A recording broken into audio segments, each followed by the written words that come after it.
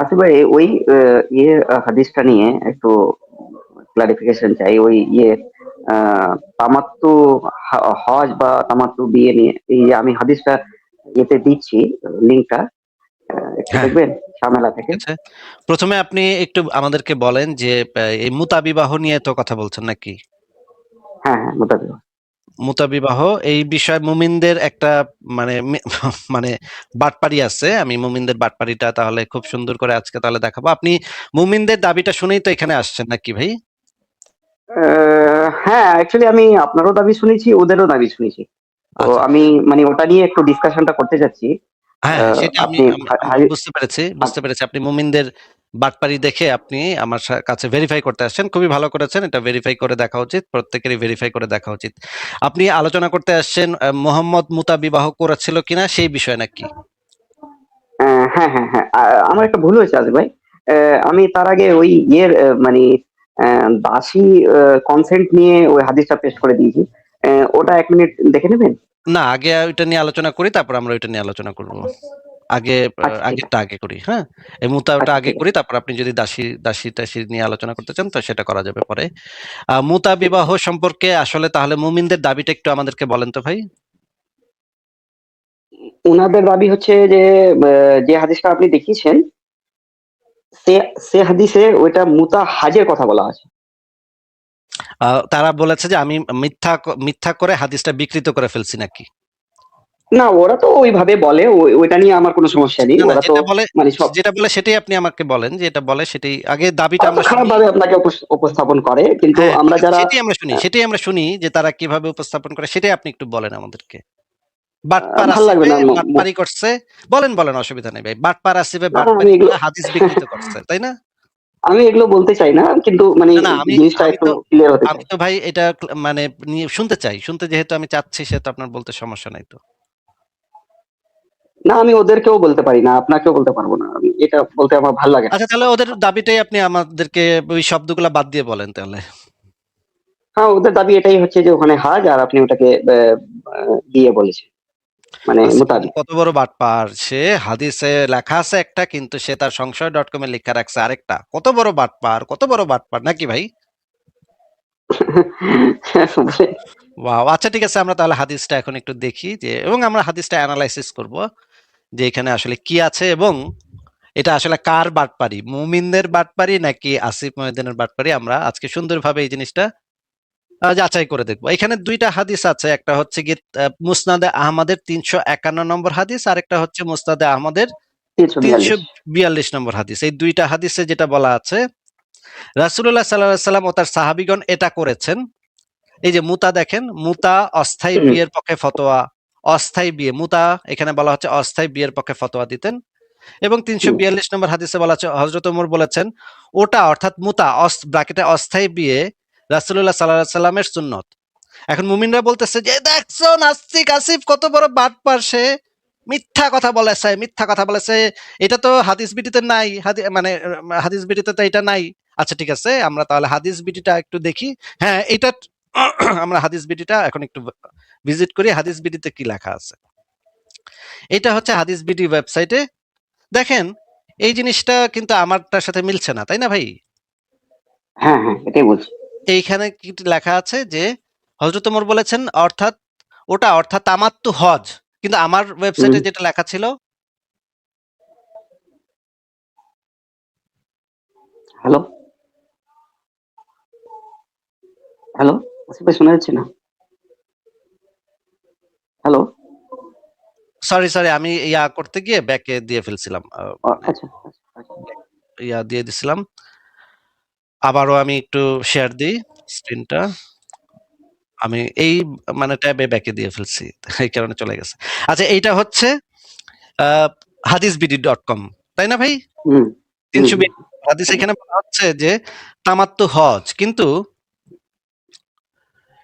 আমার ওয়েবসাইটে যেটা লেখা সেটা হচ্ছে মুতা অর্থাৎ অস্থায়ী বিয়ে। এইটা এখানে লেখা আছে। এইটা নিয়ে মুমিনরা মানে কান্নাকাটি করতেছে। আসিফ মাহমুদ্দিন বাটপারি করেছে নাকি ভাই? হ্যাঁ, হাদিস বিডিতে লেখা একরকম আর আমার ওয়েবসাইটে লেখা আরেক রকম নাকি ভাই? হ্যাঁ, হ্যাঁ, হ্যাঁ। আচ্ছা, এইবার আমরা যেটা করব, আমরা দেখেন অনলাইনে কিন্তু কোনো কিছু লুকায় রাখা যায় না, হ্যাঁ? মানে একবার মানে কার্বন ফুটপ্রিন্ট এই জিনিসটা থেকে যায়, তাই না? অনলাইনে কিন্তু কোনো কিছু আপনি একবার পোস্ট করলে সেটা কিন্তু আপনি মানে লুকাইতে পারবে না।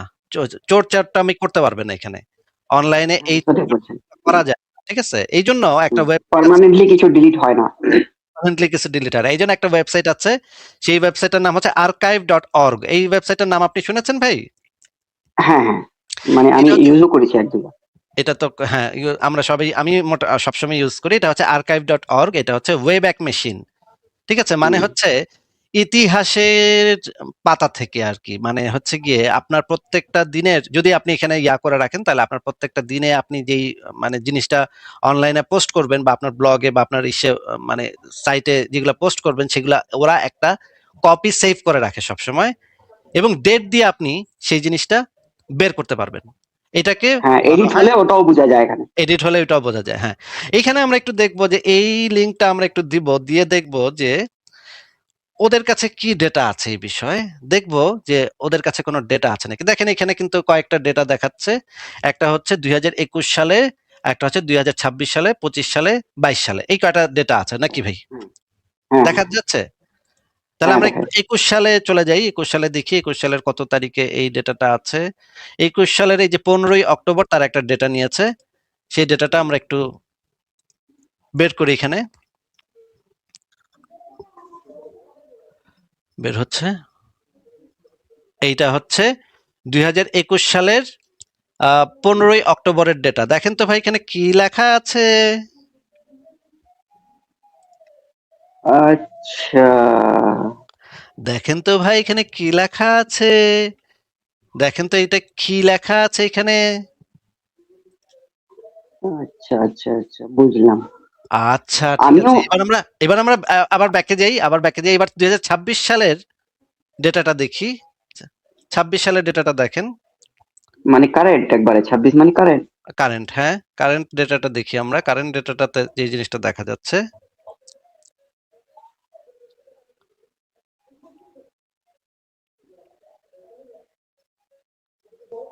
দেখেন তো কেমন চেঞ্জ হয়ে গেল দেখতে পাচ্ছেন? কিভাবে হুম, পোল্টি নিয়ে নিল দেখতে পাচ্ছেন? হুম, মানে হাদিস বিডি এটা চেঞ্জ করছে। আমি চেঞ্জ করি নাই। আমারটা যেটা ছিল সেটাই আছে। হাদিস বিডি এটা চেঞ্জ করছে। চেঞ্জ করে আরেকটা ওয়ার্ড ঢুকাই দিছে। নাকি ফাতিউল্লাহ শামসী ভাই? হ্যাঁ, হ্যাঁ, হ্যাঁ, এখন বুঝতে পারছি। আচ্ছা, আবার আবার একটা আবার জিনিস। ওয়েট। আবারও একটু দেখি, আবার একটু দেখি। আবার দেখেন আবার ২১ সালে চলে যাই। ২১ সালের এই তারিখে চলে যাই। এই যে ২১ তারিখে ১৫ই অক্টোবর ১০টা ৩১ মিনিট ৪১ সেকেন্ডে তারা স্ন্যাপশট নিয়েছে। এইখানে দেখেন, এখন দেখেন তো ভাই যে মুতা অস্থায়ী বিবাহ এই কথাটা লেখা আছে কিনা এখানে? হ্যাঁ, লেখা আছে, লেখা আছে। একদম পরিষ্কার লেখা আছে নাকি? হ্যাঁ, লেখা আছে। আচ্ছা, তাহলে আমরা দেখলাম যে এইটা হচ্ছে এই বাটপার মুমিনরা হাদিস বিডিতে মেইল করে শব্দটা মুছাইয়া আমারে বলতেছে আমি নাকি বাটপারি করছি। মানে আশ্চর্য ব্যাপার। এই মুমিনের বাচ্চারা এত বড় বাটপার কিভাবে হয়? এত বড় টাউট বাটপার কিভাবে হয়? এই জিনিসটা না আমি এটা একটা অদ্ভুত ব্যাপার।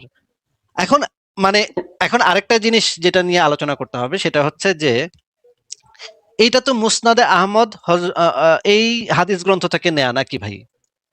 হ্যাঁ, হ্যাঁ, আচ্ছা তাহলে তো আমাদের এখন দরকার হচ্ছে অরিজিনাল বইতে আসলে কি লেখা আছে সেটা একটু জেনে নেয়া দরকার। তাই না হ্যাঁ, ভাই? হ্যাঁ, আসলে আমি এটাই বলতে চাচ্ছিলাম যে এই যে এইটাই। ওয়েবসাইটে যেগুলো টাইপ করা হয়েছে সেগুলো তো স্ক্রিনশট না বা ফটো না।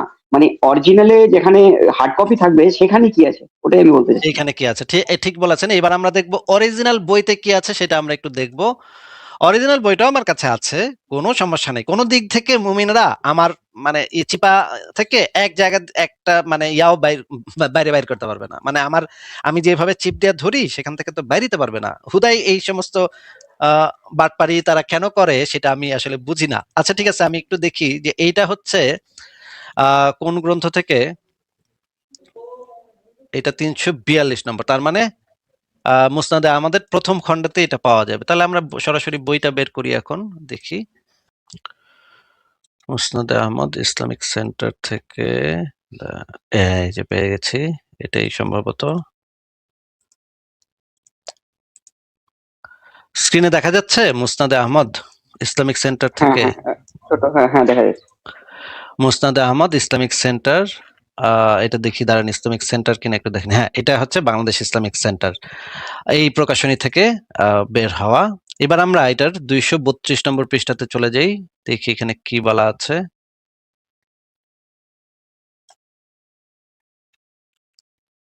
দেখবে এখানে মুতা বিবাহের কথা বলা আছে নাকি হজের কথা বলা আছে, সেটা আমরা একটু চেক করে দেখব। এই যে দেখেন 232 পৃষ্ঠা দেখা যাচ্ছে। দেখা যাচ্ছে। কি লেখা উপরে ভাই? মুতা, তারপর কি লেখা? বিবাহ, মুতা বিয়ে বিয়ে, বিয়ে প্রসঙ্গে লেখা তো নাকি? প্রসঙ্গে। আচ্ছা, হ্যাঁ হ্যাঁ হ্যাঁ। মুতা বিয়ে প্রসঙ্গে। আচ্ছা ঠিক আছে, এবার 332 নম্বর হাদিসে দেখি তো কি লেখা আছে, পড়েন তো ভাই এখানে। ফাতিউল্লাহ শামসী ভাই হ্যালো। পড়েন। হ্যাঁ হ্যাঁ পড়েন, হ্যাঁ, এখানে কি অনেক ছোট লেখা আছে? হয়েছে, আমার একটু সমস্যাও তো, আপনি একটু পড়ে নিন প্লিজ। আচ্ছা, এটা তো অনেক যথেষ্ট বড় করেছে আমি। এবার পড়েন। উপর থেকে ওটা ছেড়ে দিচ্ছি। এটা অর্থাৎ মুতা অস্থায়ী বিয়ে। রাসূল সাল্লাল্লাহু আলাইহি সাল্লাম। ও, হজের কথা তো এখানে দেখছি না ভাই, অরিজিনাল বইতে তো হজের কথা দেখছি না ভাই। কেমন হলো এটা ব্যাপারটা? আচ্ছা, ব্যাপারটা কি হলো ভাই? তারা এখানে তারা তো বলতেছে বুঝলাম। তারা বলতেছে তারা হাদিস বিডি চেঞ্জ করে ফেলাইছে, কিন্তু অরিজিনাল বই তো আর চেঞ্জ করতে পারবে না। অরিজিনাল বই কি চেঞ্জ করতে পারবে ভাই? এটা কি এত সোজা? তাহলে আমরা কি এতই লজ্জিত, মানে এগুলো বোঝা যাচ্ছে না। আচ্ছা, এক আচ্ছা, এক এবার আর এবার ভাবে এবার এটা কি 351 চেক করা নম্বরটা যায়? দেখি। 351 নম্বরটাও দেখি, 351 নম্বরটাতে কি বলা হচ্ছে সেটাও দেখি। এই দেখেন 351 নম্বর হাদিসে কি বলা আছে সেটাও দেখি।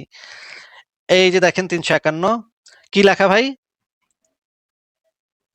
351 বিয়ে অস্থায়ী বিয়ের পক্ষে। হ্যাঁ, এখানে তো সেটাই দেখতে পাচ্ছি। আমার মেন ওই মুতার বাইরে, মুতার ব্র্যাকেটে কি লেখা আছে সেটাই জানার ছিল।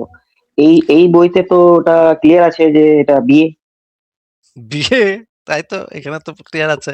মুমিনরা হাদিস বিডিরে মানে মেইল টেইল কইরা মানে হাতে পায়ে ধরে, হাদিস বিডির লোকেরা তো বাংলাদেশি থাকে, হ্যাঁ বাংলাদেশ এদেরই মানে পরিচিত লোকজন, হ্যাঁ এই যে যারা হচ্ছে ইসলাম প্রচার করে তাদেরই পরিচিত লোকজন, এরা এই হাদিস বিডি চালায় আর কি, কয়েকটা পোলাপান মিলা এই হাদিস বিডি চালায়। তারা তাদেরকে মেইল টেইল কইরা এরা মুমিনরা এই যে hadisbidi.com থেকে একটা শব্দ চেঞ্জ করছে। চেঞ্জ কইরা আমারে বলতেছে আমি নাকি মিথ্যা বলেছি, বাটপারি করেছি, আমি হাদিস নিয়ে বাটপারি করেছি, ধোঁকাবাজি করেছি, মিথ্যা হাদিস দিয়েছি। কিন্তু বাটপারিটা আসলে তারা করছে। সেটা archive.org এ গেলে খুব সুন্দরভাবে পাওয়া যায়। তাদের আগে একটা ছিল, এখন আরেকটা আছে। তারা এডিট করছে, এডিট মারছে। এখন এডিট মারলে তো তাদের একটা নোট দিয়ে দেওয়া উচিত নিচে যে এই জিনিসটা এত তারিখে আমরা এডিট করলাম, এডিটের কারণ হচ্ছে এইটা।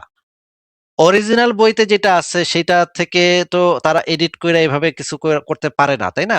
তারা তো একটা অনলাইন প্ল্যাটফর্ম, অনলাইন প্ল্যাটফর্মে যখন একটা রেফারেন্স দিবে, রেফারেন্সে যেটা আছে হুবহু সেটাই তো তাদের এখানে রাখতে হবে। এটাই তো হচ্ছে নিয়ম, তাই না ফাতিউল্লাহ শামসী? হ্যাঁ হ্যাঁ, আমি এটা এটা মোটামুটি ক্লিয়ার। আমি একটা জিনিস এখানে শুধু অ্যাড করতে চাচ্ছি, যে ওই টেক্সটে কোথাও কি হজ কথাটা লেখা আছে? টেক্সটে কোথাও হজ কথাটা লেখা নেই, টেক্সটে যেটা লেখা আছে তামাত্তু। তামাত্তু শব্দটা দ্বারা দুইটা জিনিস বোঝায়, ভোগের হজ, ভোগের হজ, আর একটা হচ্ছে ভোগের বিয়ে, এই দুইটাই বোঝায়। ভোগ এই শব্দটার মানে হচ্ছে ভোগ, হ্যাঁ, উপভোগ। আচ্ছা, এখন ভোগের হজ, হজ কিভাবে হয়? বিয়ে হতে পারে হজ হয়, হজ? হজও হয়, ভোগের একটা হজ হয়। সেটা সেটা নিয়ে পরে আমরা আলোচনা করবো একটা সময়। কিন্তু হাদিসটার কনটেক্সটটা আপনি একটু পড়েন, যে এখানে কি আসলে কি বোঝানো হচ্ছে। এটা তো আসলে হজের ব্যাপার তো হইতেই পারে না। কারণ হচ্ছে দেখেন এই হাদিসে যেটা বলা হচ্ছে যে আহ, দেখাই, আবার বই থেকে দেখাই। এই যে দেখেন, আহ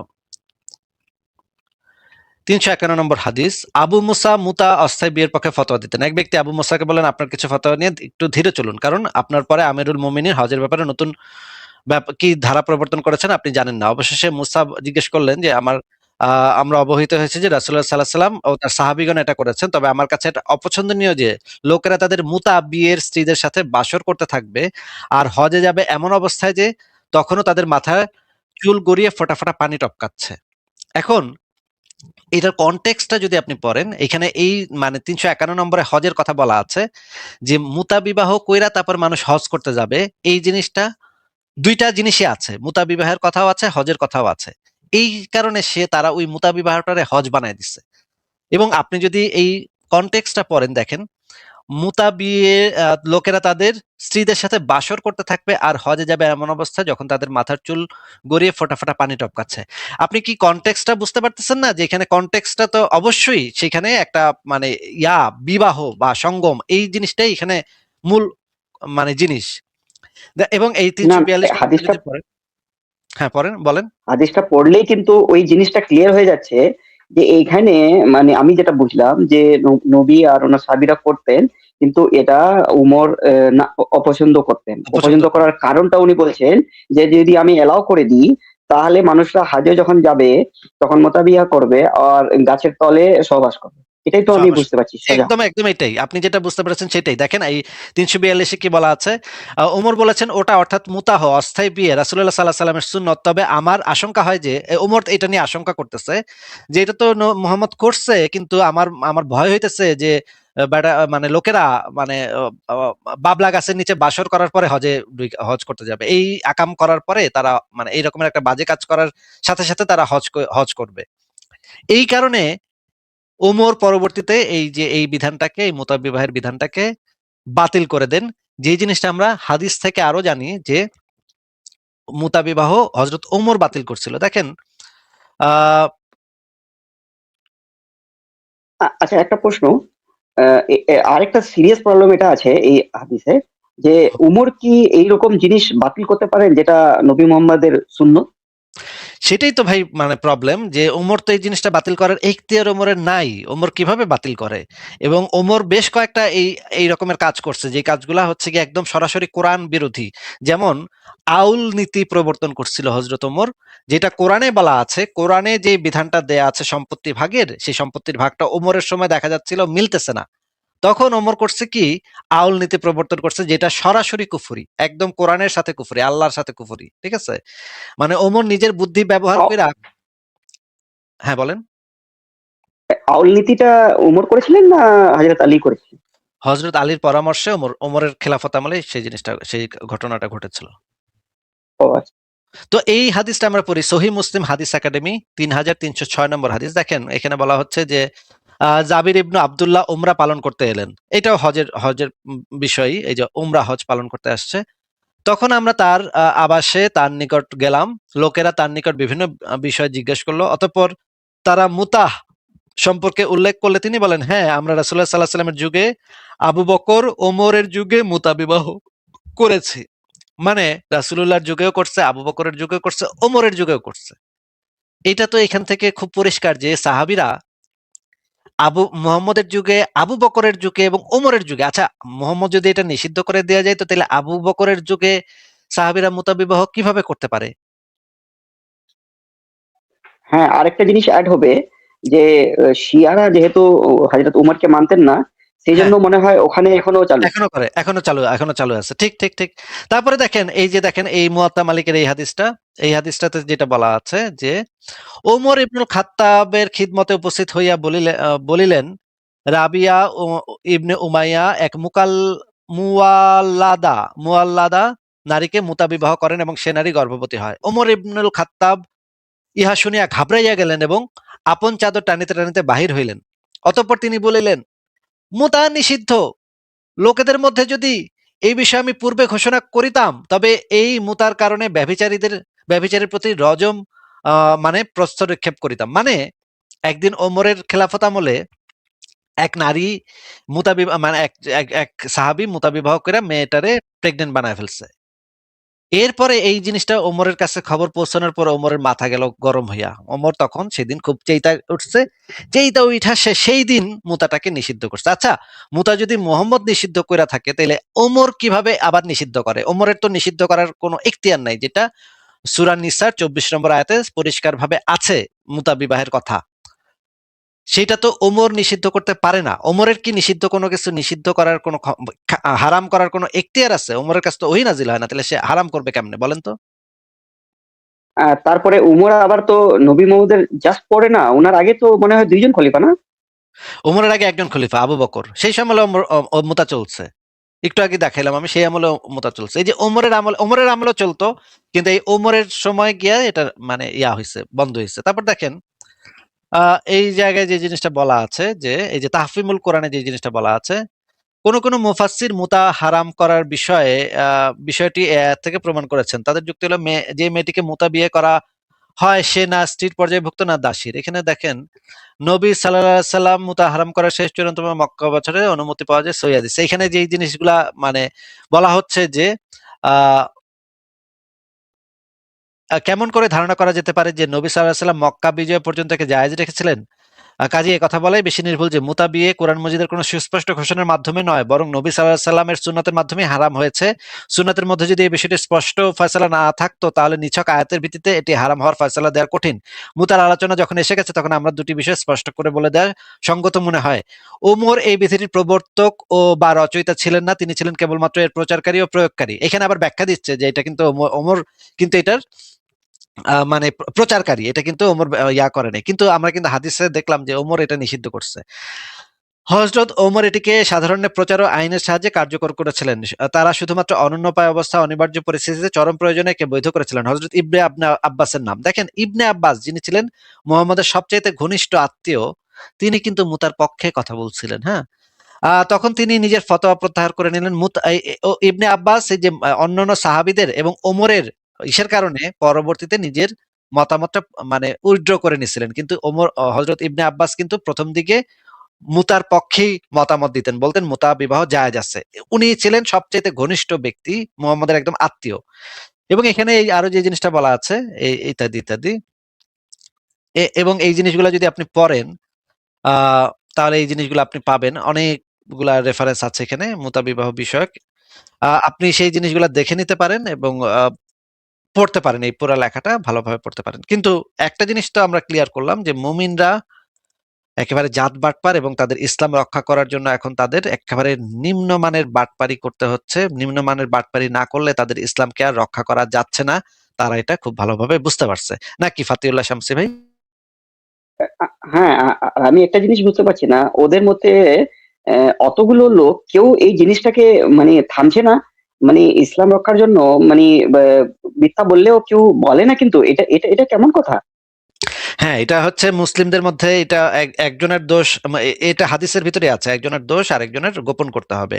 একজন যদি মিথ্যা কথা বলে, তখন আপনার যদি মুমিন মুমিন ভাই ভাই হয়, তাহলে একজনের দোষ আরেকজন, একটা হাদিসেই আছে যে মুমিন আরেক মুমিনের মানে দোষ ত্রুটি অপকর্ম এগুলা গোপন করবে, আল্লাহ পাক কিয়ামতের ময়দানে তার দোষ ত্রুটি গোপন করবে। এই রকমের একটা হাদিস আছে। সেই হাদিসের উপর ভিত্তি করে তারা তাদের সামনে যদি অন্য কোনো মুমিন ভাই যত খুন খারাপি করুক, যে দেখেন মাদ্রাসায় যে বলাৎকার হয়, মাদ্রাসায় যে শিশুদেরকে ধর্ষণ করা হয়, আপনি আরেকজন মুমিনকে গিয়ে জিজ্ঞেস করেন, তারা কিন্তু বলবে না না না, এটা কিন্তু হয় না, এটা কিন্তু মিথ্যা কথা। ওই যে নাস্তিকরা মিথ্যা বানায় বানায় বলে। এটার কারণ হচ্ছে তারা এই জিনিসগুলা মানে ভাই মুমিন মুমিন ভাই ভাই, এই কারণে তারা এই অপরাধগুলা গোপন করে ফেলে। হ্যাঁ, ধন্যবাদ আসিফ ভাই, আমি আরো এটা পড়ে নেবো আপনার লেখাটা।